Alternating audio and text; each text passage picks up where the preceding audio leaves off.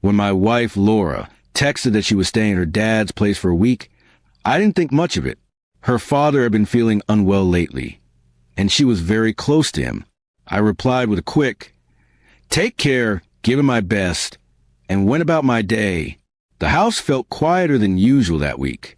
Laura often filled it with chatter, humming while cooking, reminding me to water the plants, or asking random questions just to hear me talk. I missed that energy, even though I tried not to dwell on it. 3 days later, I was working from home when I heard the mailman knock. He handed me a small, thick envelope addressed to Laura. I placed it on the kitchen counter, not thinking much about it. But as I sorted through the rest of the mail, I noticed something unusual. Another letter, this time addressed to both of us, from a law office. Curious, I opened it, expecting something routine like property paperwork. Instead, I found a formal document, an old deed transfer, and a note attached with Laura's handwriting. "We forgot this still exists." I stared at it for a moment, confused. It turned out to be a piece of land we had bought years ago, a small plot outside the city. We had dreamed of building a little weekend cabin there, but never followed through. The letter explained that the property needed renewal or it would return to the state's control. I smiled, remembering those early days when we used to talk about a place to escape together.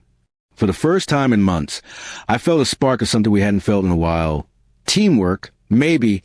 I texted her right away. "Hey, did you see the mail? That land we bought years ago, it's still ours." She replied a few minutes later. "Oh, wow, I completely forgot about it. Maybe it's time we finally do something with it." Her message felt lighter than usual. It was nice to hear a bit of excitement again. For the next few days, we exchanged a few more messages about ideas, what we'd build, how we could plant a garden there, maybe even bring her dad to relax once he recovered. When Laura came back home the following weekend, she looked tired but peaceful. "Dad's better now," she said with a soft smile. "He told me to take better care of myself and of us." I showed her the mail from the law office again. She held it, smiling faintly, and said, "It's funny how something small like this can remind us what we forgot." Over the next month, we started visiting the land on weekends. It was just an open patch of soil and wild grass, but to us, it became a symbol of rebuilding, not just a dream, but a connection.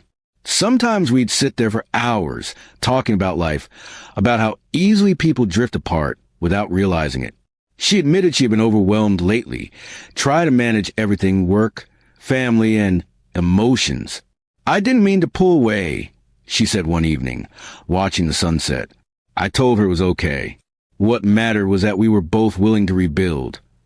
Not with grand promises, but with patience. Months later, that empty plot had a small wooden cabin standing on it. It wasn't perfect, the roof creaked, and the floorboards needed polish, but was ours.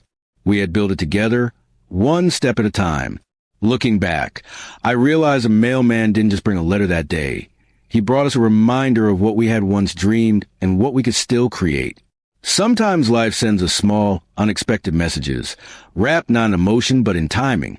And when we listen carefully, we find that love doesn't need to be dramatic. It just needs to be renewed,